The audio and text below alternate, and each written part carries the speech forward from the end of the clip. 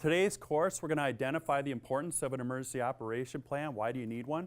We're going to learn a little bit about the incident command system. It sounds like most people in here know what that is, so it's going to be a refresher. We're going to talk about the most common types of EOP. Did you know there's different types of emergency operation plan? We're going to talk about what the strengths and weaknesses of each kind of plan are. And then we're going to talk a lot about the CMS Emergency Preparedness Rule. So upon completion of the course, you're going to demonstrate through exercise and discussion a basic understanding of how to construct an EOP, we hope.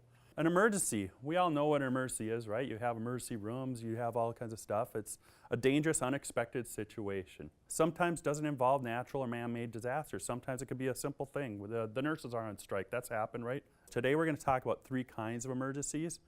Natural hazards, tornadoes, floods, winter storms, flu, things that happen naturally. Human caused, the active shooter, terrorism, things that are cyber attacks, things that are intentionally happening to you that you never asked for, you didn't want a part of this.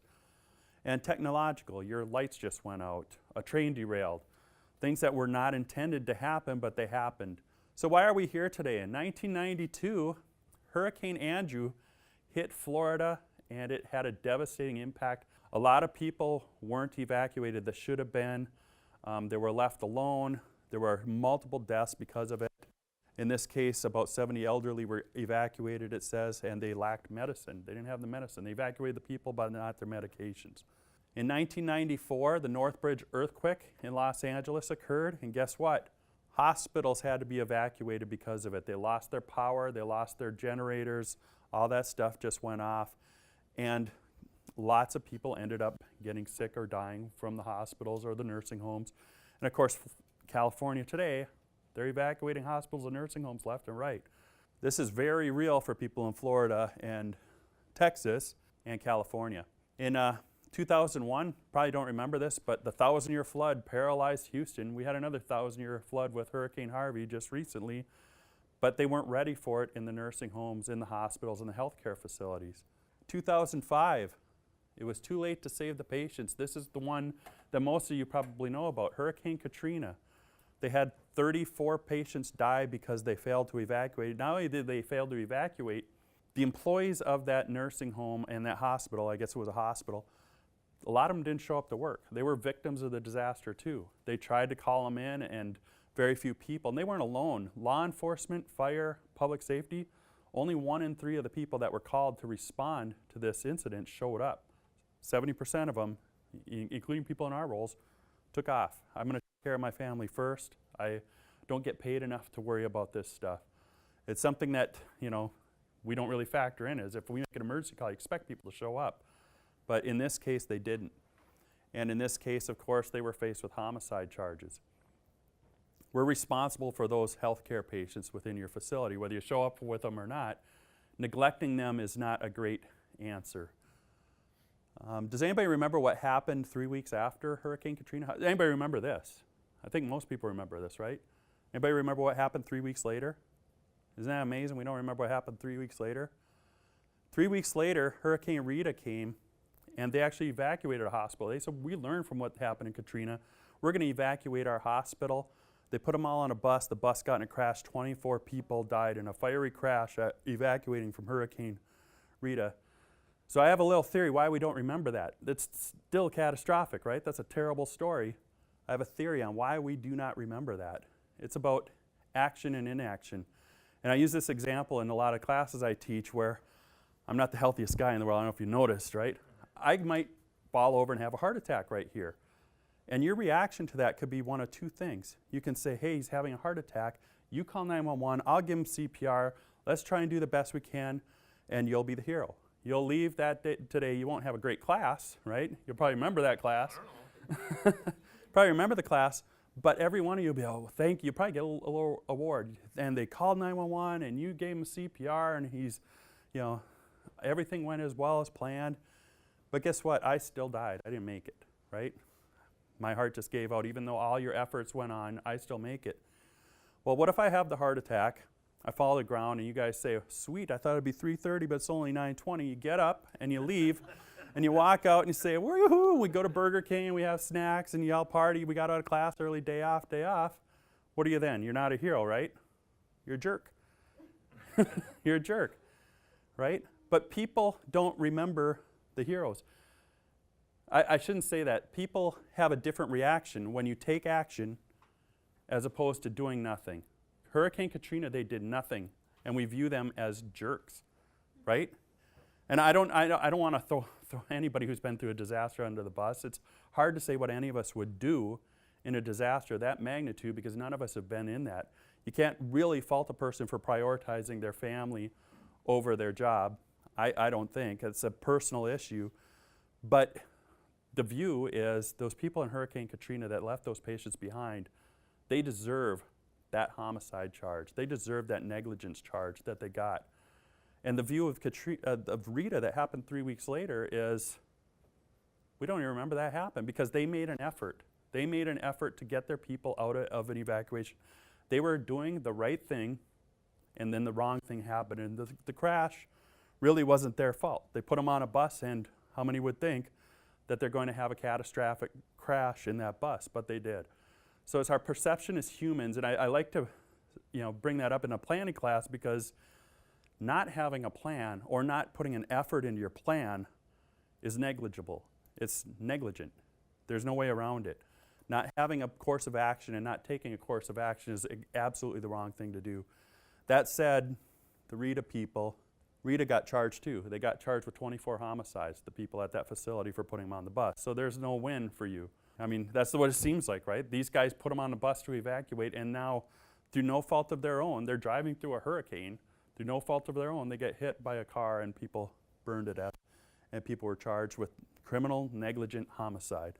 So Joplin, Missouri, this is another really famous one. Joplin, Missouri got hit by an F5 tornado, the biggest tornado you can get, 200 plus mile per hour winds. It went right through that hospital. 161 people died in Joplin, Missouri, including I think about a dozen within that hospital. I've done a lot of reading on Joplin, Missouri. I think it's one of the more interesting disasters, mainly about how people reacted to the outdoor warning sirens and the timeline and all that stuff. A lot of people don't know that outdoor warning sirens go off for 3 minutes and then they're silent. They don't keep going off, and a lot of people take shelter and they say, I don't hear the sirens anymore, it's safe to come on out. And that's what happened in Joplin. The sirens went off when a tornado warning happened, but the tornado didn't come for another 20 minutes while the tornado warning was still in effect. And a second siren happened 4 minutes after the siren was on the ground. So a lot of the 160 people didn't know how to respond to an outdoor warning siren. But in this case, not only did these guys have their own crisis, the communications in the whole community went out. There's 2 hospitals in Joplin, Missouri. Half of those 160 people probably were brought to this hospital not knowing that the hospital wasn't there to take care of them. They had a medical surge. A lot of the people who died in Joplin died in the parking lot of this hospital because the staff was dealing with the patients that were already in the hospital and didn't have really time. They eventually did go and treat a lot of the patients in the parking lot, but it was one of the saddest parts of Joplin is a lot of people that died didn't have to had they just gone to the right hospital. Our series of stories on Joplin rebuilding after the May 22nd tornado. The St. John's Hospital suffered a direct hit from the storm with nearly 200 patients inside at the time.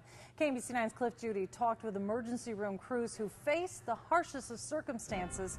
He takes us inside St. John's as the twister hit. We'd had a pretty good day. You know, it hadn't been very busy. Standing on the southwest side of Joplin, St. John's Hospital is deceptive. Heard the sirens, then I felt my ears pop. And I looked up at Julie and said, do you feel that? It's coming. Just an amazing scene that night. Something I'll never forget. Surrounded by a city's worth of 2x4 graveyards and homes in piles, it's easy to see St. John's standing 9 stories above the rubble and think it survived May's EF5 tornado. Do not be deceived over what happened here that night. I thought for sure we'd lost a lot of patients and a lot of staff. You could just tell every floor looked like it had had a bomb go off. It was just completely and utterly decimated. It was a horror movie. Emergency room nurse Tracy Hernandez remembers covering her patient with a blanket as the tornado hit. You could feel it suck all the air out, and then things started blowing in. The top of the roof, the water started coming in. The next 9 hours are a blur. We had no power whatsoever. The only thing we had was our lights from our cell phones. Of the 183 patients already inside St. John's, only 5 died. But a new wave immediately began walking here from the surrounding devastation, hurt and not understanding the hospital they limped toward was itself crippled. And just holding hands sometimes, just to reassure them it's going to be okay, we're going to be okay. Knowing all along we didn't know whether we were going to be okay or not, but the people just kept coming in. Hernandez estimates the ER saw at least 150 walk-in patients. Inside this building, she treated a man trapped by a peeled-off roof, teenage girls in blood-red dresses who just left Joplin High's graduation, people with that rubble driven through skin. But we had people that were injured, badly enough that we didn't know what happened to them. St. John stabilized and transported hundreds in the pitch dark. Everybody stood up. Everyone were warriors that night. A reminder of that May Sunday night looming above Joplin. St. John's won't survive the tornado, but because of this building's final act, hundreds did. In Joplin, Cliff Judy, KMBC 9 News. Unbelievable. St. John's tells us employees didn't just act as heroes the night of the tornado. Hundreds of citizens rushed to the hospital through dangerous conditions to help transport patients to other hospitals. So 2013, this is another really interesting one. The West Texas explosion, a fertilizer plant exploded.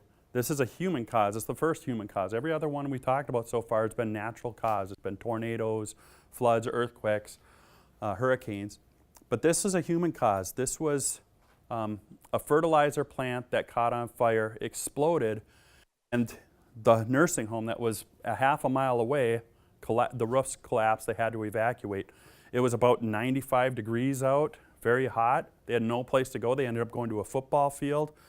And also, as far as planning, when you've got your evacuation section of your plan, factor in the counseling, factor in the mental health of the people and your staff in the aftermath of it. Have a hot wash, have a place where they can vent, because it probably didn't just stress the patients, it probably stressed the staff a lot too. Who expects a building to explode a half a mile away and knock all the windows out? I mean, that's a bomb going off. So in 2017, we had another recent one where people got dinged. Hurricane Irma, the nursing home down there lost air conditioning. What happened is they had a generator, they had a plan, everything. They went on generator power for 3 days. Then they ran out of fuel and there was nobody that could deliver fuel to the generator. So can these things happen here in Minnesota? We already have one person in the room who says, yes, it can. We can have something like this happen here. Absolutely. This is all in 2018, the next 3 slides. This is Superior, Wisconsin. They had a refinery explosion. They had to evacuate the entire city. Does anybody remember that? Albert Lea, this is February 26th. There was a fire at an Albert Lea apartment that caused the evacuation of the nursing home next door. Cannon Falls, this is 2 months ago. A tornado went through Cannon Falls and they lost power, they had to evacuate. It happens all around us. And why am I even talking about this in a planning class, right? You don't really need a history lesson. The point of all of this is, well, this is a report to the CMS, from Congress to the CMS, saying that they're closely following media reports during horrific incidents of abuse, neglect, and patient harm occurring at skilled nursing facilities, at rehab centers in Hollywood Hills. The report raises serious questions about the degree to which the Centers for Medicare and Medicaid Services is fulfilling its responsibility, meaning they're not doing a good enough job. You guys think it's hard right now? This letter from Congress is saying you guys aren't doing anything yet. This wouldn't be happening if you were doing the right things. And this is, again, 2018. This is a recent letter. The adequacy of the oversight of these has also been called into question. So if CMS is listening to this, what do you think is going to happen? Everything trickles down, right? Right now CMS is getting theirs. They're bending over and taking it. It's going to come down to you eventually because they don't want to listen to this. Here's another thing. This was 10 days ago, November 4th. Senators are blasting nursing home operators, CMS, over their emergency preparedness rules. You don't want the senators in Congress 10 days ago saying you guys aren't doing enough because everybody in this room believes you're doing way more than you've ever had to do, right? You've got an unfunded mandate. An unfunded mandate. Nobody pays you extra. Nobody gives you extra staff to do this. You just have more and more crap lined up for you to do. So it's not going to get easier. I know there's rumors going around that it's going to get easier. I don't believe it's going to get easier at your end. You have to get this planning stuff under your belt. You have to get it right. The investigation cataloged a series of missteps, poor emergency planning, faulty communication strategies that led to preventable deaths. If you're a senator and you can prevent deaths, would it be a politically wise thing to get on your podium and say, yes, we can prevent deaths if we make one little change? So it brings us to my point, and the end of my part of this is, the thing that you need to be a good planner, this slide's not in your book, I added this one just a few days ago. The key to being a good planner is believing that the plan is going to be used. Once you believe that your plan is going to be used, you're going to spend more time and more effort. In our country, we're really good at preparing for the last disaster. So guess what's coming next? What's the hazard du jour? I mean, the wildfires, right? I mean, this is unprecedented situation, even in California, where that's kind of where most of that stuff is. And my son's a wildland firefighter. This is unprecedented. You had the floods that were the worst flood to hit South Carolina and the worst hurricane to hit South Carolina in decades. So what does Congress do? Oh my goodness, this is horrible. I'm going to do something about this. And they always do something about what happened in the past, and they don't listen to professionals in the business. They fix problems that they see rather than talking to people that say, what are the real problems? Now, I happen to believe, of course, I wouldn't be in the business if I didn't believe in preparedness, but I don't believe that you guys are not prepared. I don't agree with that statement that you know, you don't have the necessary planning and preparation. I would say, in my opinion, you don't have the practice at it because you have 52 other requirements that you're trying to balance, right? Almost everybody in here, seems to me, didn't say, this is the only thing that I do is emergency planning for our facility, right? The administrators got, you know, reimbursements, family complaints, healthcare, provider issues, blah, blah, blah, you know. But I don't believe that that's fair to you guys, but that's where this came from. So, seeing inconsistencies amongst providers. Well, that's probably easy to do when you have inconsistent surveyors who don't know about emergency preparedness by your own admission. So again, I think the key, and I'm biased, is that connection between the local emergency management officials and the facility officials.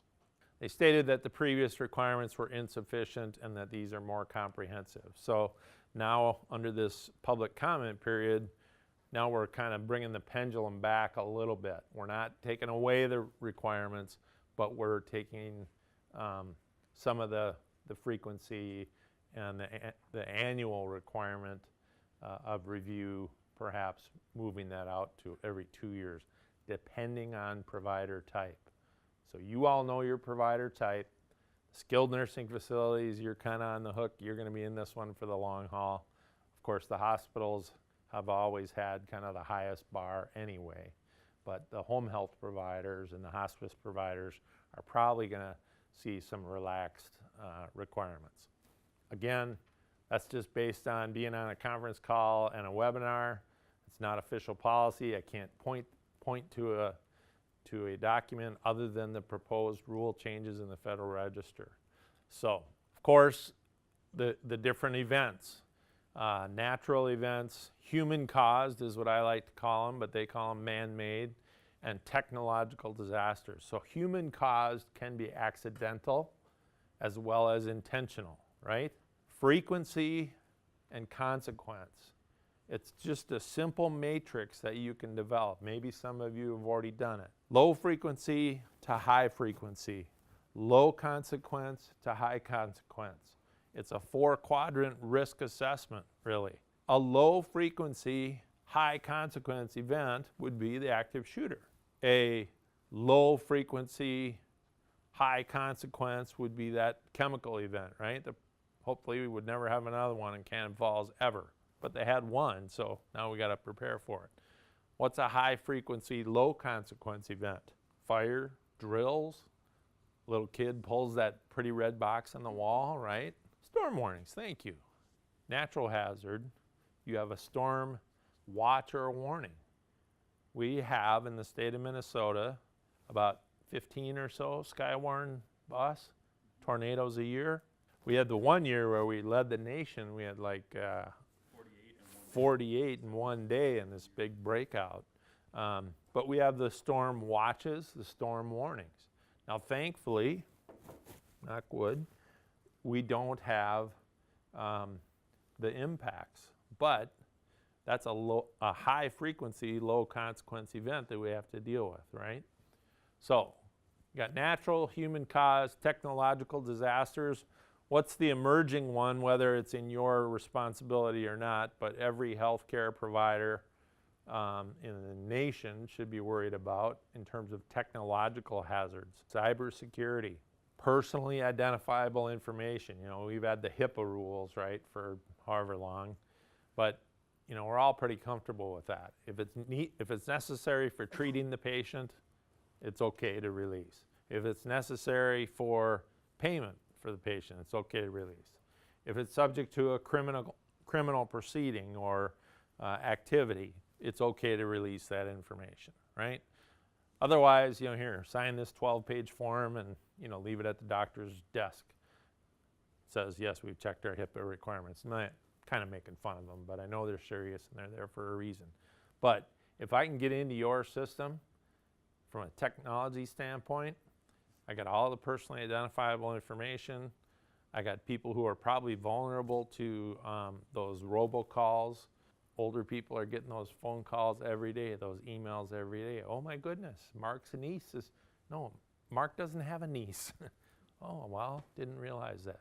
So the cybersecurity, it's not a disaster, but it is a hazard that will be a significant disruption to your operation.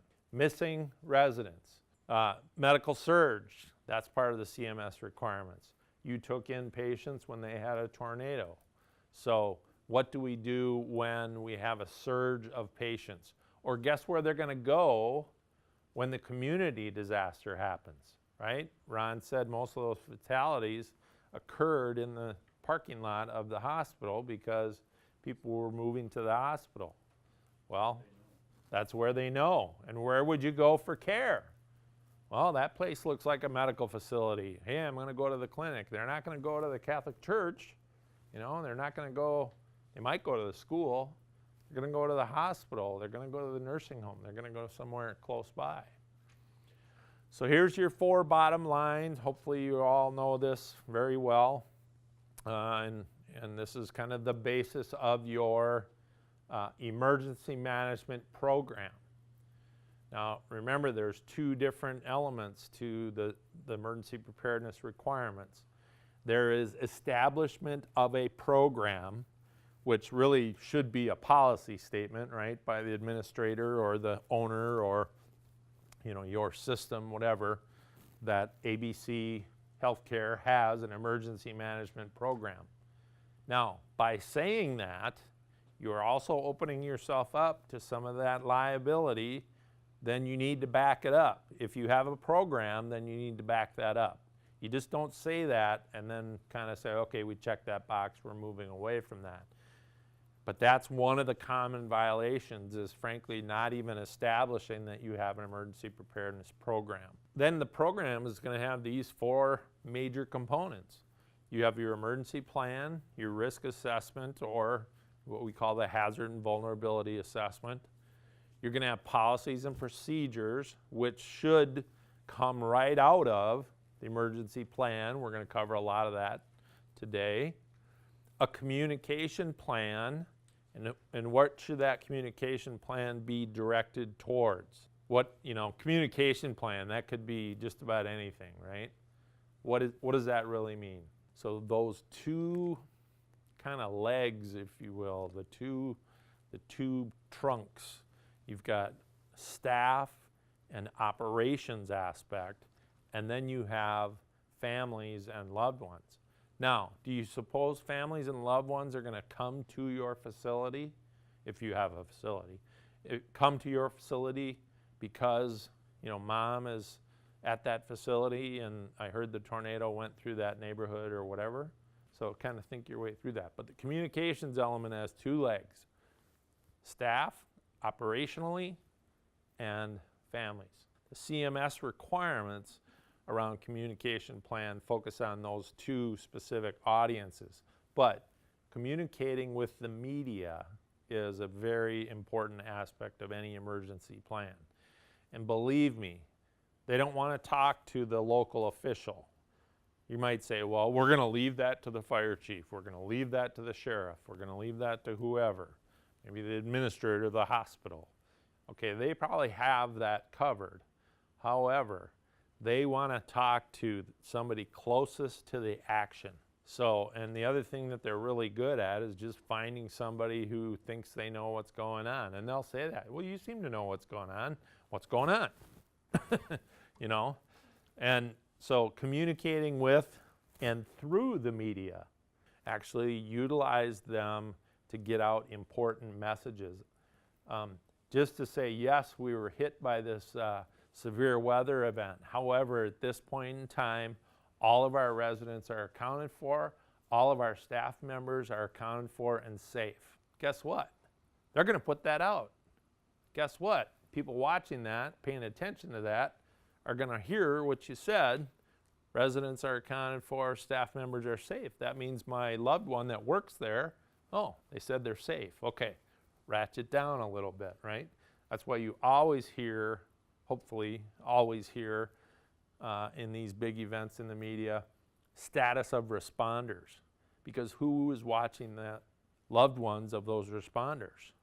And when they hear a responder was injured or killed, that could be my loved one, right? So you learn to use the media for getting your key messages out, and they're going to do that anyway. They're going to tell a story, whether you tell it for them or they make it up. Communication plan for CMS has two audiences. Your emergency plan should have a section on dealing with the media. And then training and testing of the plan. Training for who? Who needs training on the emergency plan? Staff, for sure. Number one and number two of almost every provider type was training and testing. And again, they use the word testing, but what does that mean? What does testing of the plan mean? Exercises, right? And it can be a full-scale functional, or it could be a seminar, or a full scale. I think the full scale is the one that you do at a regional level because it's the most complex, involves the most resources. The seminar or the workshop is really the baby steps, the building blocks, and could also be counted towards training. So you get a little bit of a double bonus there. 5 types of exercises, starting with the seminar, workshop, functional. Tabletop is a facilitated discussion-based exercise, right? So everything at that lower end of the, say at the one end of the spectrum is discussion-based.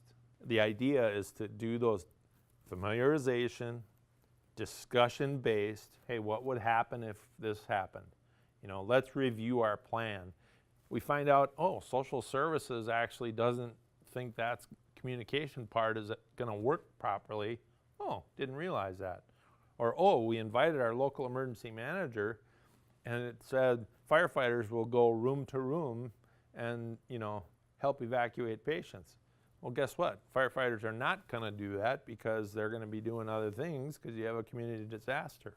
Everybody drank coffee, had a couple donuts, everything was good, but we had this discussion-based exercise of our plan. Now, as Ron mentioned, now we're going to actually do it. Now we're going to find out how long it takes to get 20 or 30 patients out of our building. Oh, guess what? That took us 6 hours. That was a lot longer than we thought it was going to be. Or, you know, maybe some of our assumptions were correct. So again, the surveyors probably haven't participated or planned an exercise either. So they're writing these violations on training and testing of the plan without really a background on knowing that. For right now, again, it's not official policy, but it's what she said. For right now, by doing those discussion-based exercises and documenting that you did it, And the bonus is coordinating with the local officials, because that's the other violation. One of the top 5 is they're not documenting their coordination with officials. You get a twofer there. You do the discussion-based exercise, and if they're a participant, now you've coordinated with them, so you get the double benefit of that one activity. You're probably not going to have to plan the exercise yourself. You're probably going to hire somebody to do it, or maybe the regional folks will hire some people to do it. Make sure that the exercise objectives drive the scenario, not the other way around. Somebody comes in and says, oh yeah, I can think of all kinds of ways to mess with your staff, or, you know, they might not say mess directly, but that's really what they're doing. Run away. Run away. They should be asking you what your objectives are. Well, my objective is to meet my damn requirement, right? My objective is, hey, we've had a turnover in, you know, most of our supervisory staff, and they've never been through a storm event or a fire, or, you know, look at your conditions and determine your exercise objectives. Develop a cycle of planning and exercising. That's what we do. It's a 4-year cycle. Now, when we get federal dollars, we have to have 4 exercises a year. One of them has to be what we call a home game, right? So we can participate in other people's exercises, but one of those 4 has to be a home game. Once every 4 years, it has to be that full-scale exercise. Real-life events can also count if you do an after-action review, which is what you do after an exercise. Okay, what went well, what didn't go so well, what did we learn, how did we improve our plan or adjust things as a result of what we learned in the exercise. That's an after-action process. You don't just stop at, you know, kind of the director, okay, cut, everybody goes home. You've got to do what we call a hot wash, which is the initial, just how'd it go, what did you think, you know, very short, that's the hot wash. But then they involved either a survey or a last meeting or whatever, where you really collect all the detailed information. That's the after-action review. There's so many people, and I know you won't believe this, but there's so many people that say, well, I want to do an exercise. I want to do an exercise. Okay, good for you. What are your hazards? Well, I'm going to do, you know, whatever. Well, you don't even have that hazard. What's your number 1 hazard? Well, in Minnesota, what's our number 1 hazard? Flooding. Number 2, severe weather on both extremes. Severe summer weather, you know, thunderstorms, lightning, tornadoes, and severe cold and ice. Actually, I don't know about you, but the cold and ice one is way more scarier to me than the summertime thunderstorm one and tornado, because, you know, that's where we lose power and critical infrastructure. But this is a building block, right? Starts with your HVA. Your plan is based upon the bad things that can happen. Your policies and procedures are a result of what's in your plan. How do I do that? Well, then you discuss it at a tabletop. This is our plan. This is how we're going to react. You know, oh, no, it's not how we're going to react. Okay, then let's make an adjustment to the plan. And then you cap that off with the Cecil B. DeMille production at the Jackpot Junction, where you do all this stuff, right? So we don't just put new firefighters into a burning building and say, you know, hope you saw this on TV or read up on your stuff, right? We train them up through that, and that's what it's going to be based on. Yep. So back to the CMS requirements, policies and procedures. You're required to update and review your policies and procedures every single year. You guys probably do it more than a year, every year from what I'm hearing around here, but you're also required to provide subsistence for staff, residents, and clients, whether you've evacuated or sheltered in place. Meaning if you went to the Catholic church down the street, you still got to feed everybody. And food, water, pharmaceutical supplies, medical, all that stuff is still in your hands. So how in the world do you do that stuff? Your facility does not have to store the provisions themselves, meaning you can get them at the Walgreens, you can get them at Target, whatever, but you have to be able to get them when you need them. So what we do in emergency management, we have resource lists. A resource list is going to tell you where are we going to get this stuff in an emergency. It's a great thing to have somewhere within your plan, because then if your plan's accessible, then your plan has all the stuff that you're going to need to accomplish your plan as far as communications. Communications plan is another good place to put the resource list. So we're going to speed things up a little bit, but here's some of them that I just came up with while I was putting this together. Flashlights, buses. Buses are a huge thing. If you don't own a bus for your facility and you got to move people, where are you going to get the bus? Most school buses will do that for you, school bus companies, but you're going to have problems getting them in the summer. You're going to have problems getting them in the middle of the night. You need to find a 24/7 contact. I know for a smaller town it's a lot harder. I call Minnesota Valley Transit Association, and I got a guy I can call in the middle of the night, and $80 an hour, he'll bring me a bus and a driver. And that's a pretty good deal. And he'll guarantee it within 20 minutes.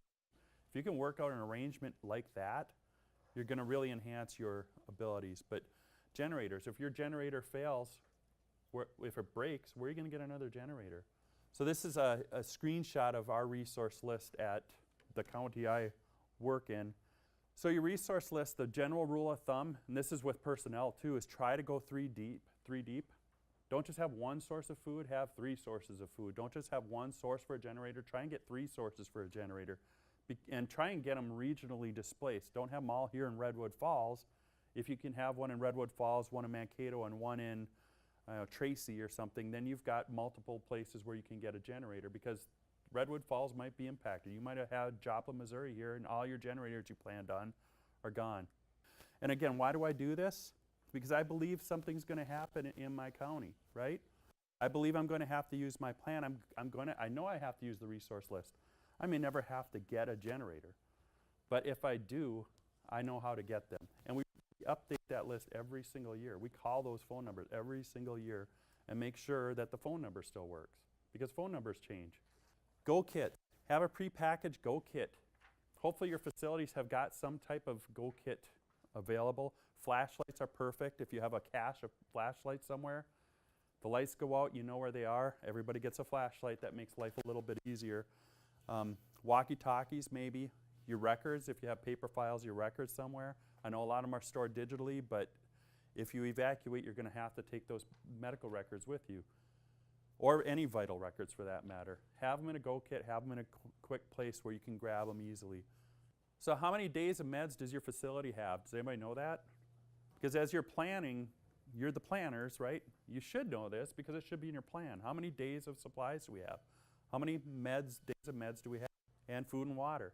I said I was happy to have the environmental guys here today, and I said I wish there was a cook. Guess who knows how much food and water you have? The cook, right? It should not be one person making your plan. You should have a team, and that team, who should be on it, is very important. So another CMS requirement, you have to keep your facility between 71 and 81 degrees. That's not always easy in Minnesota if you lose power, depending on the season. It wouldn't be easy today. It'd be very difficult in January. Emergency lighting, fire detection, a lot of this is in fire code. Sewage and waste disposal. What emergency action do you do if none of these things can be maintained or any one of these things fail? You're going to have to leave, right? If you don't have sewage, you have to leave. If you don't have water, unless you can bring it in a portable sewage system. I don't know if they exist. But if you can't light the facility, then we have to leave the facility. If you can't provide toilets, you have to leave the facility. If you can't keep it between 71 and 81 degrees, you're going to have to leave the facility. I think there's probably some leeway. I think you probably go a few hours.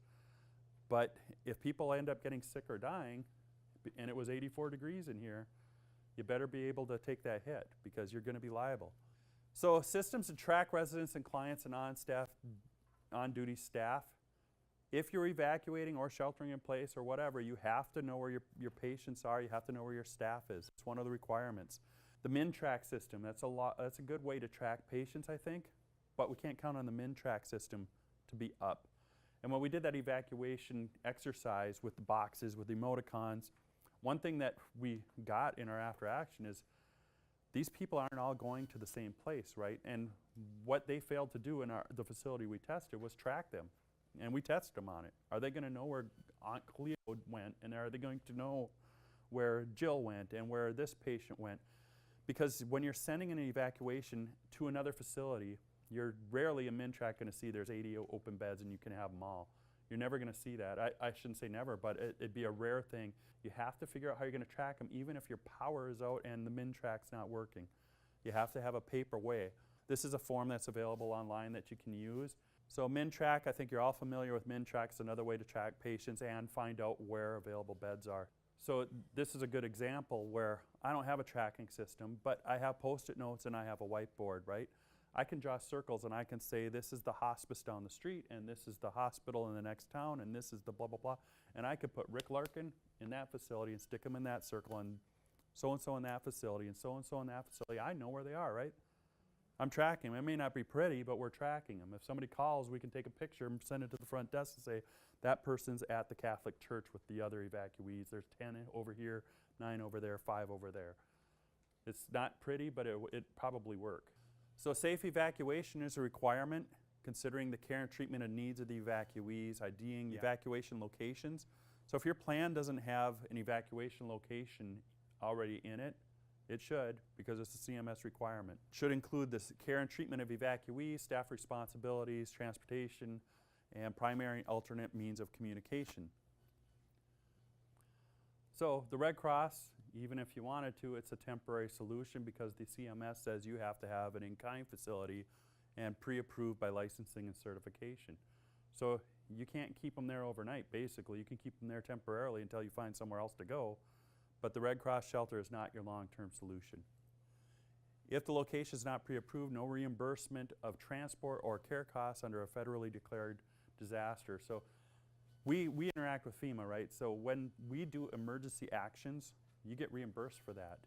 So if we're getting transportation as an emergency action, we got you guys a bus to move your patients, that's an emergency action. That's an emergency action. FEMA will reimburse 75% of that. But if you're not following the CMS guidelines, you're not getting a penny of it. Any evacuation to a Red Cross shelter should be considered staging until a permanent licensed location can be found. So in a major disaster, hospitals are going to look to downsize their less acute patients because they're expecting a lot of surge. That might be a problem for you guys too if you think I'm just going to put my long-term care facility patients into a hospital. They may not have the beds because they're going to be looking for disaster victims. You have to learn to shelter in place. I found this on the AHCA site, a planning resource guide for nursing homes. Search engine is your best friend. We talked about that a little bit. I'm actually going to give you a demo of Google of all things. Half of the time I'm at work, it seems like I'm on Google looking for something as a resource or a reference for my plan. So when do I use it? If I want to find a plan, gee, you found a template using Google, right? You found a template and I just told you, I looked at her plan was pretty good. It was pretty thorough. I really liked the format of the plan. There's a couple things that I would change a little bit, but what a great starting point for your facility. She found it on Google. You want to know what your city's breakdown is, how many males, females, and how old they are, you can find that. We talked about how far back do we look at hazards. And I said, when we get to that point, I will tell you that. How far back do you look? So your hazard vulnerability assessment, how far back in time do I look at hazards? It depends really on the hazard. Natural hazards, you're going to look back as far as you can because if it happened once in Minnesota, it probably can happen again. The National Weather Service goes back 50 years in their records. They're good records. And there's a spot called the Storm Event Database. I Googled and found it. You can actually go here and go back to the 1950s. I can look here and see what the event type was in this type area and what the magnitude was. So when we get to tornadoes, here's the F5 in 1968. If I really want to, I can click on this and we can see the tornado. We can see the details of it. An F5 tornado is the same kind that hit Joplin. It's 200 plus miles per hour. Here's the path of it. I mean, it's pretty good data from something that happened in 1968. You know, I bring this up a lot. We have a lot of focus on active shooter in our county, and we should. It's an emerging threat. It's been around since the 90s. We should. But whenever somebody panics and says, we have to worry about active shooter, it's got to be our top priority, I say, yeah, you're right. When's the last one that happened in Minnesota? And almost nobody can answer the question of when the last active shooter in Minnesota was. A lot of people don't know there's only been 4 in Minnesota. They're not a common occurrence. Looking at this, you've got more tornadoes since 1950 than we have in all of Minnesota for active shooters.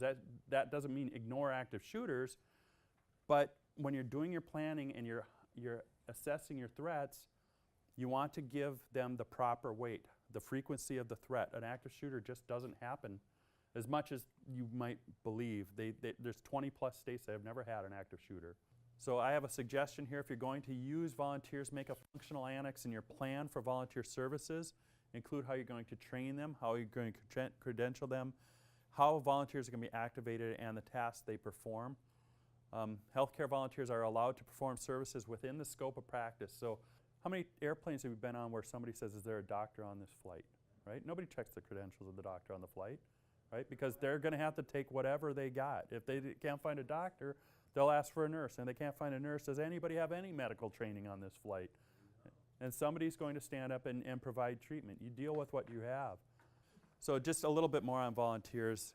Don't forget to include them in your exercises and your trainings. If they're going to be a part of your plan and a part of your team, make sure they know your plan and their procedures too. It's one less thing to tell people during an emergency is what do I need to do? That's the most annoying thing that can happen when you're being stressed out is 500 people coming to you and say, what can I do? What can I do? What can I do? What can I do?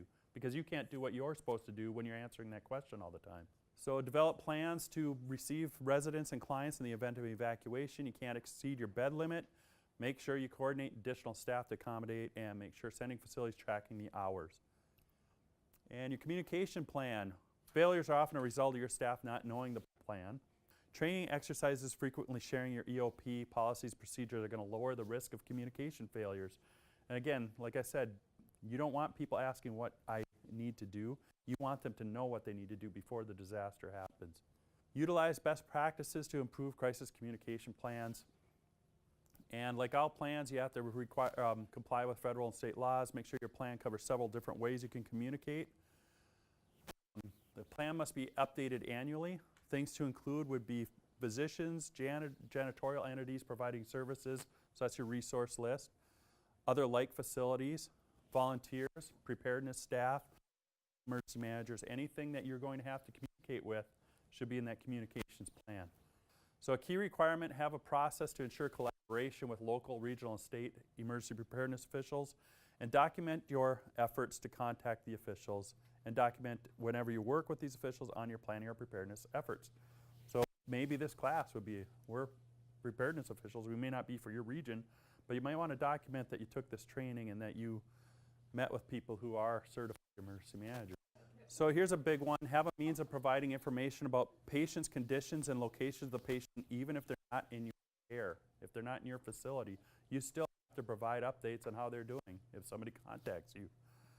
So that goes back to the patient tracking. That's another tough one to do if they're not even in your facility and they haven't been here for 3 days. Have a means of providing info on your facility's occupancy. We have MinTrack. That's one way to do it. Its ability to provide assistance to the Incident Command Center, and create a method for sharing information on the plan that facilities determine appropriate with families and other people who visit the facility. I want to see your emergency operations plan. If somebody asks you that, you should probably let them see it. It's probably somewhat public. The policies and procedures might not be, but the plan itself, the basic plan, is usually a public document in our world at least. So I want to talk a little bit about mass notification systems. These are just some of the brands that are out there. They're great at doing away with the phone tree and contacting people if you need them to come up. In my opinion, they're bad for communicating with the community in a time of crisis. If you're going to use it to notify every staff member who's in your hospital that there's an active shooter in here, active shooters usually last about 5 minutes. I don't know if you've ever run through one of these things, but you usually can't get the message constructed and out there in 5 minutes, even if you're sitting at the computer when it happens to go off. I don't think they're the best things to alert your facility that something's happening. I think your overhead speakers are one of the better ways, depending on what's going on. You don't want to scare the shooter either. But so some of the things in your communication plan should include all the different ways you're communicating, including the HON network, social media. If you're not using social media, this is a great way if you have to communicate with families on what's going on in your facility, or even quell a media rumor. If people are following your facility and you say as an official from Redwood Falls Hospital that, hey, all of our patients have been evacuated, none of them were injured, they're located over at the, the community center. If you put that on social media, that's the story of the day. And the Redwood Area Hospital said that all their patients are fine, blah, blah, blah, and you want to drive the story if you have to be in that situation. So if you don't have social media, you should consider it. Almost every emergency management agency has a social media page now. It's just kind of the thing we do, and we have a social media plan. And then your training has to be all these things. Document your training. Preparedness training must be provided at least once a year. Congratulations, you're doing it this year. Volunteers must be trained to the level of their expected roles. Training has to be provided to individuals providing services through a third party, like if you've contracted with dietitians or housekeeping, you still have to give them training. Provide preparedness to all new and existing staff to include all shifts. Make sure you're not forgetting some of those shifts or those people that work 2 days a week or those people that fall through the cracks. And make sure they can demonstrate knowledge during exercises and real life events. So not just training them, but practicing what you've trained them on. CMS will become more strict in reviewing plans and training. They're going to look for copies of your ongoing preparedness trainings. They're going to interview random staff members on the knowledge of the preparedness procedures, and they're going to be reviewing files to ensure staff was given initial and follow-up training. Exercise, you have to be in a full-scale exercise, community-based at least annually. What does community-based mean? That means it's not just your facility, it's somebody in the local network, an emergency manager, your fire department, the police. Anybody can be there, but try and pull in somebody from the community to be with. Even the community center would be involving the community. You have to do a second exercise that can be a tabletop at least annually. When developing tabletops, remember the before, during, and after disaster method. When I do a tabletop, it's usually a PowerPoint. We usually say, okay, there's the before, right? Just got a warning from or a watch from the National Weather Service that we're in a tornado watch. And they're expecting a tornado anytime between now and midnight. What actions do we take? That's your first step. But what do we do before? Now the second step is you've heard the sirens going off. Your weather radio said there's a tornado warning. What do you do now? There's your second step, right? And the third step is the building's been demolished. Everybody's, some people are in this wing. You can't account for them. What do you do? There's your third step, before, during, and after. That's an exercise. I just wrote one that easily. They're not super complicated. It's going around the room and making a discussion. So if you have a real world event like your tornado, you also have to have an after action report where you're saying here's what happened and here's how we dealt with it and here's the strengths and weaknesses of our response and here's how we're going to work on improving those weaknesses. The incident command system is a universal way of responding to different things. It's used by fire, police, everything. It's in order to give structure to the emergency response. And you want, I always say everybody in your facility should fall in that, they do fall in the ICS structure, and everybody should know where in that ICS structure they fall. So there's 6 steps to emergency planning. The first is to make your planning team. We're going to talk in detail about all these. Second, know your situation, know your hazards. Determine your goals and objectives. Develop the plan, prepare, review, approve the plan, and finally implement and maintain the plan. So there's a lot of do's and do nots. The first do not, don't plan with one person. If you're the only person on your planning team, you are doing it absolutely wrong. Don't include people, or do not only include people who work the day shift. Don't just include the people you see every day. Make sure you're including people that cover your facility at all hours of the day. And do not fill your team with only the leaders of your organization. That's probably the biggest mistake I've seen by long-term care facilities. Include people from all shifts. Again, why? Because they're the ones, first, you want to get them to buy into your plan, right?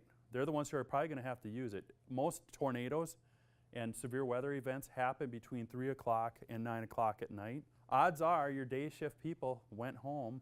You want to have that second shift for sure, having the knowledge of what goes on. A lot of things happen in the middle of the night too. Do include people from all occupations. Try and get one of the cooks, maintenance staff, housekeeping, accounting, the owner of the facility if you can. Try and include as many different disciplines. Don't just make it all nurses or just all environmental health people or all cooks. Try and get a nice team together where you can get input from everybody so the entire scope of the disaster is represented in your plan. And consider having the person who's worked at your organization the longest at your team. Why? Because they can give you a history of here's what we did right, here's what we did wrong, and if I could write the plan, here's what I think should be included. Those people with the gray hair, they've been there forever, they can usually provide some pretty good input on what should be in your plan. Meet frequently, be open to all input, and form a partnership with local first responders and neighboring businesses. So you want to use this team approach because, like I said, the more people you have represented and the more disciplines. I don't know the first thing about running a generator or getting a new generator or hooking up a generator, but you do, right? I don't know the first thing about patient care, but somebody in this room knows patient care, right? I don't know anything about paying the bills and getting people to work overtime, but I'm guessing the administrator knows how to do that. Everybody should have a seat at the table that could be a part of your plan. So this is really a quick video. It's kind of funny, and Rick and I aren't, so I had to put this in here. So who's going to do what? I'll pack the dead batteries. Great. I'll only put what I don't need into a duffel bag. Perfect. That's totally unhelpful. No problem. Meanwhile, I will try to comfort everyone by speaking in a calm voice. And who is going to handle supplies? I can forget to do a list for us. Thanks, pal. We couldn't be any less prepared. I'm proud of you guys. So it doesn't really pertain to you guys, but it's kind of funny. So understanding the situation, knowing what the dangers are. I like to make maps, so I'd make a lot of maps. I made one here for Redwood Falls. This is the hospital we're at right now. There's a school right here, a nursing home right here. These are good possible evacuation sites for the Redwood Falls Hospital. There's a aquatic center. Guess what they have? They have chlorine. Believe it or not, you can have a chlorine spill at that swimming pool area. It's been done before. Just looking at a map, and I'm not from here, looking at a map allowed me to see some of the threats that might be in your general area. Chapter 4 of your hazard mitigation plan, every county is required to do this, and they're required to publish it online.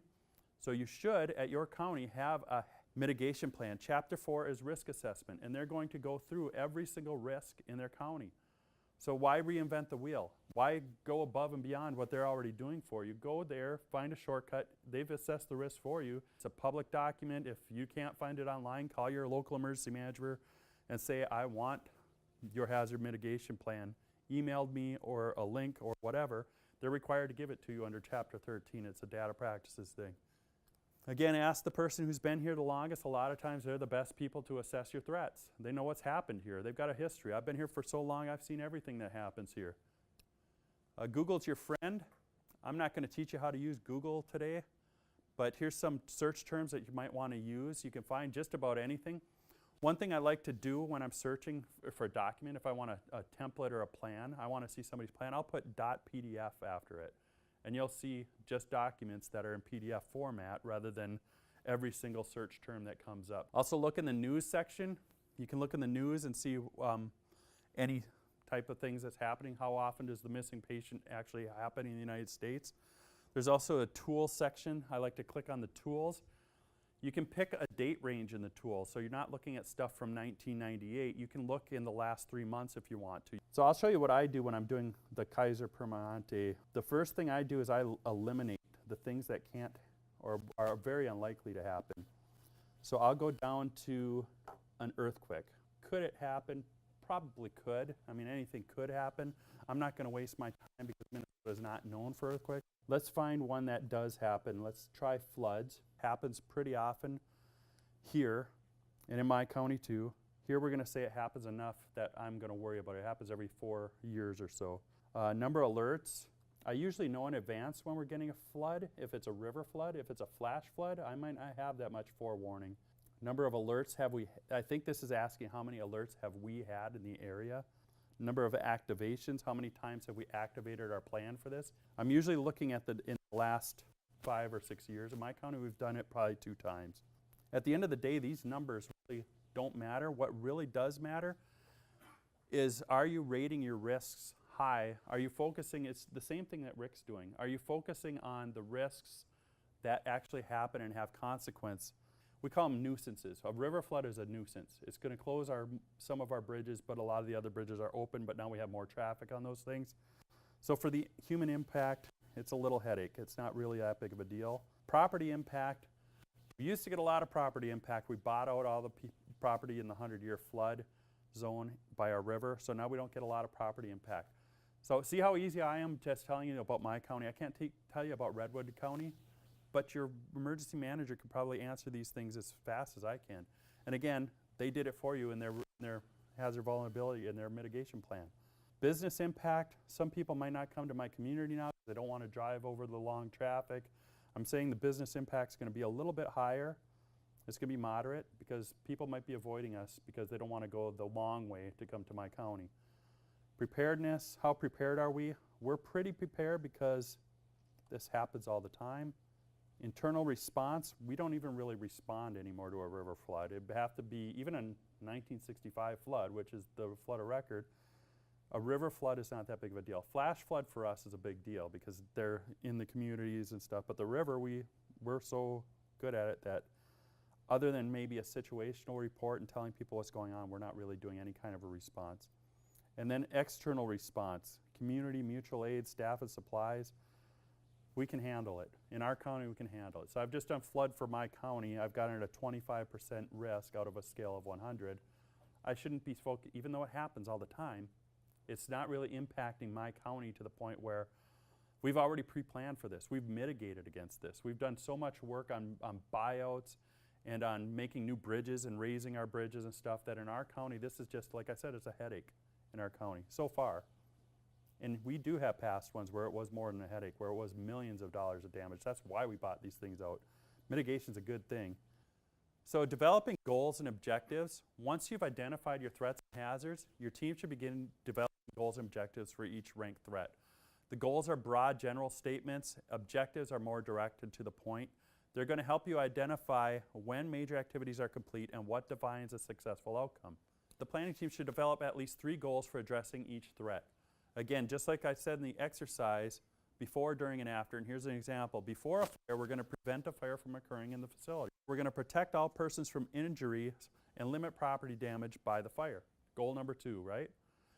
After the fire, we're going to provide necessary medical attention to all in need. There's 3 simple goals. Objectives are more specific. They're measurable actions that are necessary to achieve the goals. Prevent a fire from occurring within the facility. Okay, that's our goal. Our objectives are more defined. We're going to provide fire prevention training to all the staff who use combustible material or equipment, right? We're going to teach everybody how to use that fire extinguisher. We're going to teach them, the cooks, we're going to spend a little more time because a fire is very likely in the kitchen, right? But we're going to take steps so that we meet the goal. These are our objectives to meet the steps. Objective 2, we're going to take combustible materials and store them in fireproof containers or rooms and get them away from there. Emergency actions, often when preparing goals and objectives, you're going to begin realizing there's really 2 key actions your facility takes: evacuate and shelter in place. Almost all of these things you can encompass into these 2 actions, evacuating or sheltering in place. There's really not a lot of other options for a healthcare facility to do. Every facility should master your evacuation and shelter in place processes. If you're going to memorize 2 things, memorize these 2 things, right? And communications would be the 3rd. So another word for the key actions is functions. Functions are actions you utilize for various types of emergencies. Evacuate and shelter in place are 2 different kinds of functions. Public information, obtaining resources, restoring utilities are other kinds of functions. All hazards plans, I can use that in an earthquake. I can use that in an active shooter. I can use that in just about a chemical spill. It doesn't matter because I'm going to have the same communications plan in any emergency, right? We're going to communicate just about the same way in just about any situation that we're put in. Sheltering in place, if I have to shelter in place, like I said, there might be nuances depending on why we sheltered in place, but I'm going to have those details in my ice storm plan and in my chemical spill procedures. Those differences will be in there, but the basis of sheltering in place is always going to be the same. The basis of evacuation is always going to be the same.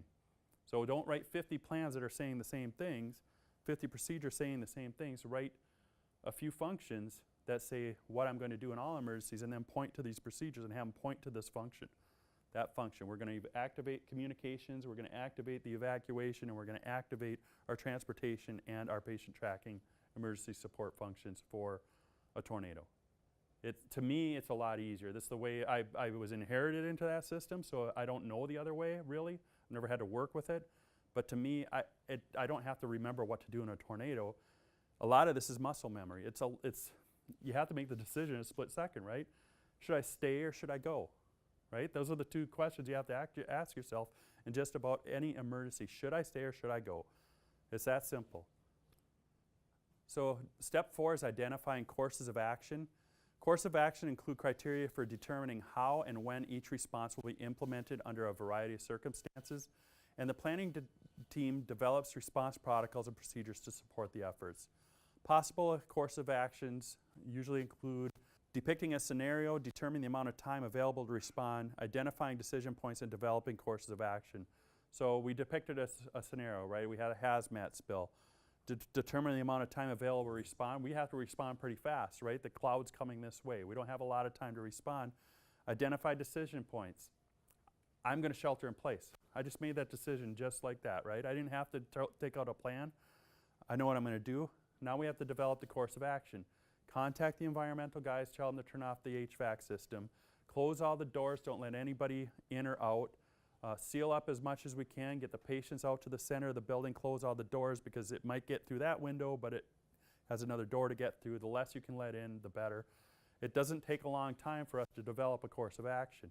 So the next is the plan preparation, review, and approval. And this is where you format the plan. Writing the plan, as the planning team works through the draft, members should add necessary tables, charts, maps, all kinds of stuff to it. So reviewing the plan, you want to make sure all those CMS requirements are in it. There is a crosswalk. I have copies of a crosswalk for a hospital and long-term care facilities here.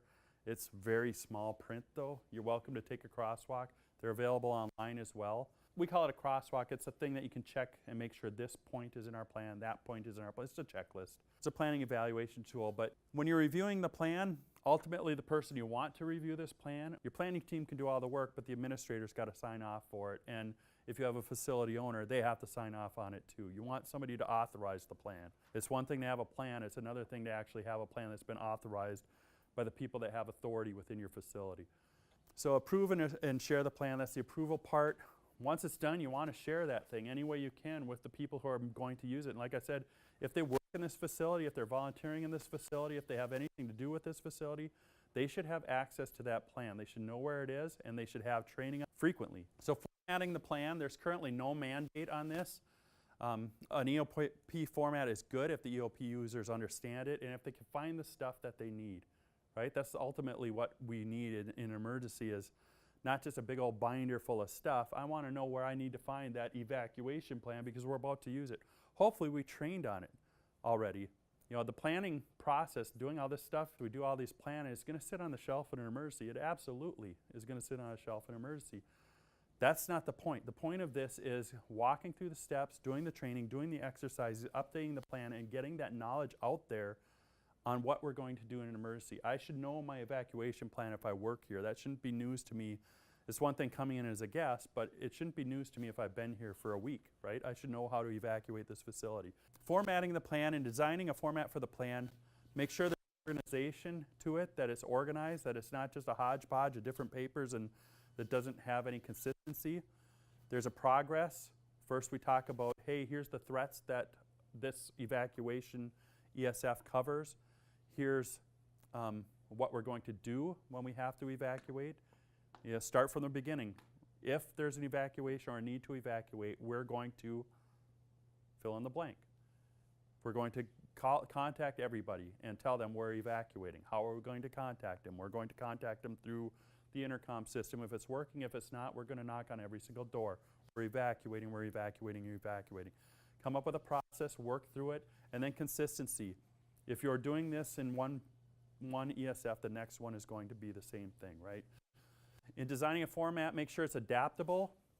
And what I mean by that is, we talked about this, if you move to Ortonville and you go to work at their hospital, wouldn't it be nice if their emergency operations plan was formatted similarly to the hospital you just left? It'll have different wording in it, but it's almost exact same structure.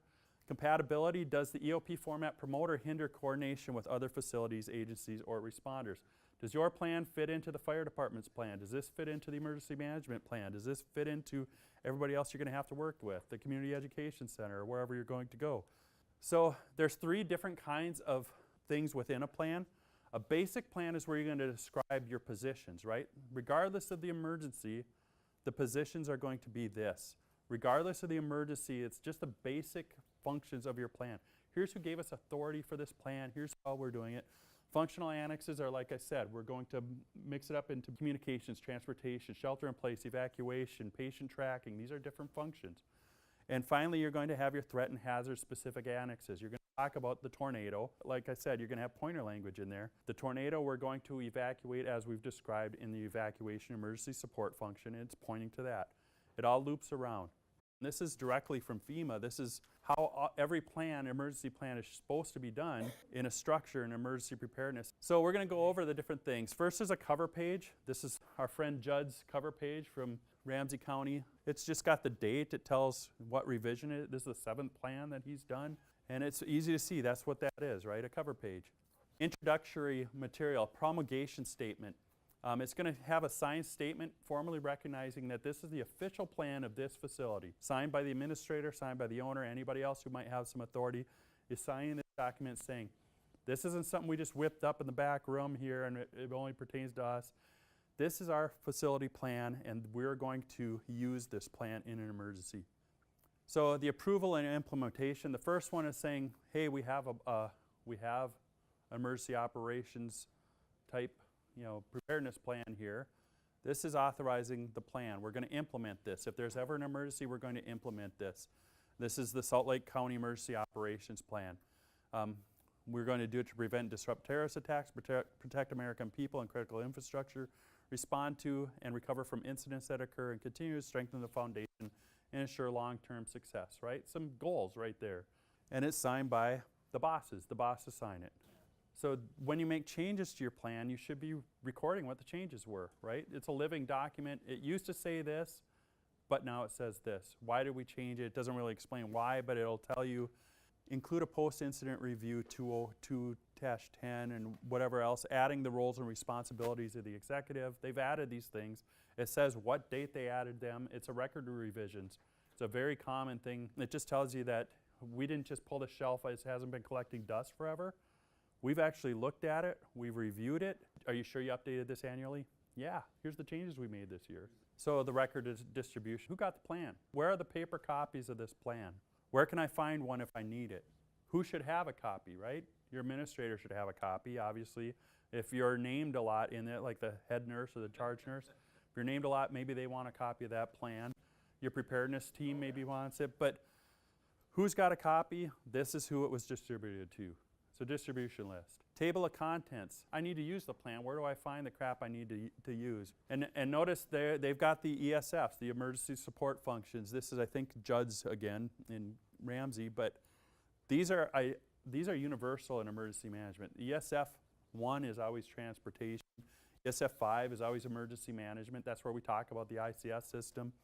ESF 10 is always hazardous material. Whether I go anywhere in the United States, I think, if they're using this type of a plan, the emergency support functions are not only there, they're in a certain order. And I don't know what the order is for you guys because I don't think this has been done for your facilities yet. I think CMS is mandated kind of to do the hazard annexes and driven you guys to do that and start that way. We've done that in emergency management. Again, we did it for a long time. We found out there was a better way. We changed our way. I think you guys should do it too. So the purpose, why do we do this? Why in the world do we do this plan in the first place? The CMS requires us to do it. We're a responsible facility and we care for our patients, so we're going to do an emergency operations plan. Ramsey County's written theirs out as a guide to how the county and communities are going to handle different things. Any municipality that doesn't adopt this plan, this is their plan. So if a city within Ramsey County says we don't have a plan, they've got a plan. It's written in their plan, right? This is kind of how you envelope your sub-facilities if you wanted to. Say, hey, if they don't have their own plan, they're an umbrella under our plan. So purpose and situation overview.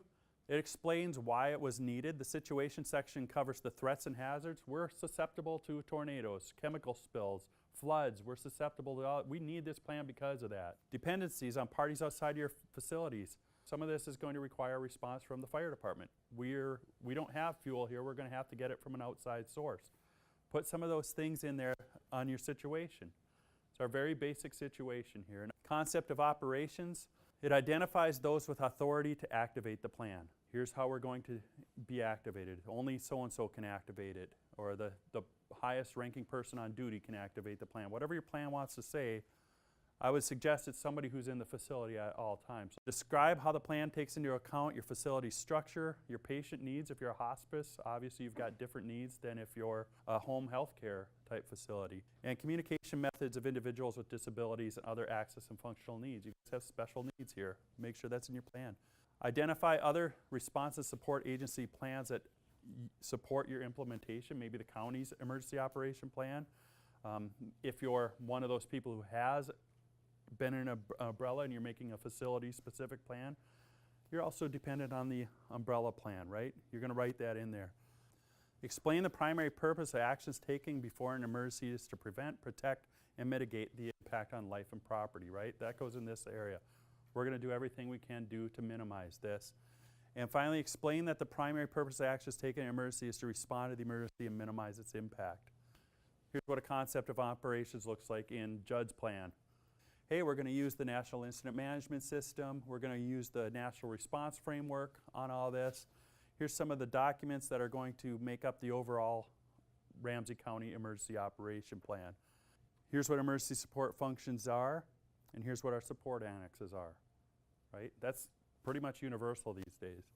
Organization and assignment responsibilities. This is the organization that you're going to have in all responsibilities. This is where you're going to put your ICS structure. Who's going to wear what hat in an emergency, right? And don't use names. Use the incident commander is going to be the chief nurse, if that's who you're going to have. Use a position. The logistics people are going to be our environmental health people. Our resource people are going to be our cooks. Make sure everybody knows what their role is within your facility, down to the bottom person on the rung. The following is an example of the type of information that be included in the plan to describe the broad roles and responsibility of nurses during all emergencies. Nurses, they're directing patients and staff to shelter in place and proceed to the evacuation area, track the patients and staff, report missing patients, just bullet points. There's not a huge description here. This is telling us what this county is going to do and structure. In most instances, they're going to activate the plan. If we're overtaxed, we're going to call on the state. If the state can't help us, they're going to call on FEMA, and we're going to activate these ESFs in here if we have to. Direction and control. This is, again, when the ICS structure is going to be used by facilities. The ICS structure actually changes things. You know who's the boss every single day, right? In an incident command system, you might have a different boss for that incident. So here's an example of direction and control. The EMS director is going to work with Emergency Management Council and identify a primary county agency. It's just telling them what they're going to do with the plan. So information collection, analysis, and dissemination. Types of information that is successful in implementing the activities. Before and during, you're going to have to know how to get a weather report, law enforcement notices. It's situational awareness. How do we keep on top of these emergencies as they're happening? Regardless of the emergency, how are we going to keep on top of it? After, what are we going to do to recover from this? Mental health agencies, emergency hotlines, websites, call centers. How are we going to get our patients and our staff back to the new normal, whatever it is? This is telling us how we're going to do that. Training and exercises, this should be telling you, hey, once the plan is implemented, we're going to be training people and exercising this plan. And this is our schedule. Here's when we're going to do it. Here's how we're going to do it. Administration, finance, and logistics. This is going to be support requirement, identifying administrative control, who's going to authorize overtime, who's going to allow us to use the budget in a different way, use the contingency fund if you have one. Other requirements to provide resources and expendability. Describe how the facility is going to maintain logs. How are you going to document this emergency? Briefly describe vital records are going to be preserved and transferred. And identify, that's your COOP annex, identify the policies for keeping financial records, tracking resource needs, tracking the source and use of resources, and acquiring ownership of the resources. Plan development and maintenance. This is where your plan is pretty much done. You've written it out in your basic plan. Now we're going to review it every year, or anytime there's an emergency, this plan is going to come to the table and we're going to look at it and review it every single year. Authorities and references, lists of laws, statutes, ordinances, executive orders, whatever. This is the CMS requirements again. This is what we have to do this. For many of these, it's going to be CMS or NFPA requirements. You have to do this for emergency planning purposes. And here's an example of our statutes in emergency management world. The Stafford Act, Minnesota Statute 12 on emergency management. Functional annexes, I think we talked about this pretty good.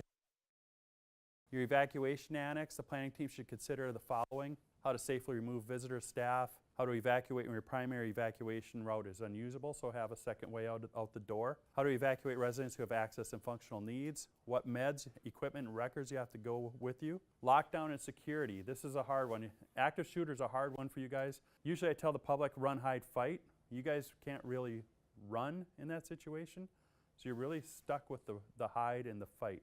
You as employees probably could run, but so the shelter-in-place annex, we've talked about all of this stuff, but what supplies are going to be needed to seal the room, how a shelter-in-place may affect individuals' access and functional needs, and how to move residents to when the primary route is unusable. Again, there's different kinds of shelter-in-place. As you know, you might have to go to one wing of the building, for instance. The accounting for all people annex, this is what I call tracking patients annex. You really have to figure out how you're going to track your patients. It's one of the most vital things that you're probably going to be lacking in your emergency, is how you're going to be tracking patients if all the electronics go down. And communications annex, I would suggest the communications plan that they require you to do either be an emergency support function or an annex in your plan. So everything's in the same spot. Unless the thing's that thick, it should be about that thick, really. You're only going to communicate in so many ways. I would put that with the rest of your plan, even though it's a separate plan. And make sure you're including all different kinds of communication, email, megaphone, or speakers, whatever. Any way you're communicating, make sure it's in your plan.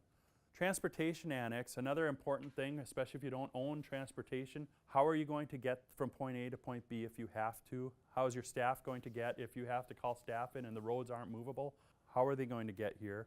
Do they ride a horse? I mean, how are they going to get here? Figure out the different options you might have for buses, vehicles, and transporting people from point A to point B. These are some pretty good questions. This is on contingency. This is winging it. When things aren't going your way, some questions you might want to ask. How do you keep your residents cool if you're unable to restore air conditioning? These are great injects for an exercise, by the way. What would you do if you need buses and you're not able to obtain them? What are you going to do? Just little questions to start pondering yourself and ask, if the worst of the worst. Evaluating your plan, it's one thing to have a plan, and you'll probably self-evaluate it, but you should also have other people evaluate your plan. This is where you guys, a coalition can come in handy. Your partner, there's got to be a neighbor hospital somewhere around here, right? Look at their plan, have them look at yours and say, hey, I like this about your plan. I don't like this about your plan, whatever. Be constructive about it. Anytime you have an exercise, you should reevaluate your plan. Did the plan work? Did the plan not work? If your facility's gone through a real-world event, reevaluate that plan and make sure the plan actually, again, be your own worst critic. And whenever a new threat or hazard emerges, cybersecurity is an example. We didn't even think about that 10 years ago. Now it's something we're thinking about all the time, and we still aren't 100% sure how we're going to react to cybersecurity. It's an emerging threat. Multi-venue attacks, I said I was going to do an exercise on that. That's based on the Bataclan Paris attacks from 2014 and the Mumbai attacks. So conducting a hot wash, anytime there's an event, it should be facilitated by a moderator, usually a third party, somebody who wasn't involved. You should learn from every single incident. Even if you did everything wrong, you should be able to make one improvement, at least, move in the right direction. So that moderator's just going to ask questions. Okay, what'd you think? What went right? What went wrong? And just ask around the room, and hey, there's no wrong answers here. Nobody's held accountable, is what they always say. I would provide a feedback form like we provided to you too, so you can be anonymous and you don't have to voice your opinion, but I want your opinion somehow. Tell me what went wrong, right? And if it's anonymously on a piece of paper, that's great. I don't know your handwriting. This is showing what the requirements are. It's really hard to read, even on the paper copy. It's telling what the CMS requirements are, and for different types of facilities. I have the hospitals and I have the long-term care facilities. So a peer review is something that's very common. Like we said, we have a 4-year review process for our emergency operation plan. One of those is called a peer review. A different county or a different city will look at our plan and say, hey, here's what we think is right, here's what we think is wrong. You haven't met this requirement. It's, again, a second party. Somebody's doing similar things. I've gained something from my own plan on almost every single plan that I've reviewed. I've gone, wow, why isn't this in our plan? You review those plans with each other. It's a great way to improve your own plan. Recovery planning, your plan probably talks a lot about what you're going to do in a tornado or chemical spill or an evacuation. Your plan should also have at least an ESF on recovery. Here's, after the event, here's what we're going to do. Whatever you're going to do in the recovery process, make a little recovery annex for it and talk about how, after the fact, how you're going to get back to the new normal. Some things you should include is, how do you know when you're coming back to the facility? Who's going to give that okay? Is it going to be the environmental health person? Is it going to be the administrator? Who's going to make that ultimate decision when we return and when we open the doors of this facility to the public again? So these are the online resources. I'm sure a lot of you have seen some of these. HSEEP, if you're doing an exercise, this is the Homeland Security Exercise Evaluation Program. They have templates for your after action plans. They have templates for your exercise, all kinds of documents. You just fill in the blanks. And it's pretty lengthy documents, but they're pretty easy to use, these templates, if you're doing an exercise. The after action improvement plan for this, though, is really good. It tells you what needs to be in your after action on our end, what we need. But it'd be good for you to know what we need too, because it's an improvement plan. It's telling you we want to improve this portion of our evacuation plan. Here's how we're going to accomplish that, and we have an end date of March 2019 to do it. That's our goal. Wisconsin, their Department of Health has one of the best things I've seen as far as guidance on preparing your plans. Here's their Emergency Preparedness Rule toolkit for hospitals. There it is for the nursing homes. I think they have it for hospices too. This is a great, great resource. It's basically a workbook similar to what I provided, with a lot of things to do, how to make your planning team and how to do a hazard vulnerability and questions you should ask. But it's a really good guidance on building one from scratch. The California Association of Health Facilities, you want to know who's got their act together on evacuating their facilities. It's Florida and it's California. These guys have all kinds of preparedness stuff. If you haven't found this site, you're really missing out. Florida, again, some of the best sites out there are the people who've experienced the biggest disasters. Florida's got a lot of great resources. This is called longtermcareprepare.org, ltcprepare.org. It's from the Florida Healthcare Association. And you can see they got training and exercises, disaster recovery plans, planning and response plans, all kinds of stuff. CMS has some stuff. If they're an update to the CMS rules, right, go to the source. Don't listen to me, go to the source. Missouri Hospital Association has another great group of preparedness tools, if you haven't seen theirs. And then Kansas has some links to the crosswalk. So if you're looking for a crosswalk, this Kansas site has those crosswalks. And then finally, we're a resource. We hope we're a resource to you guys. Thanks for coming today. I hope we provided you something of value.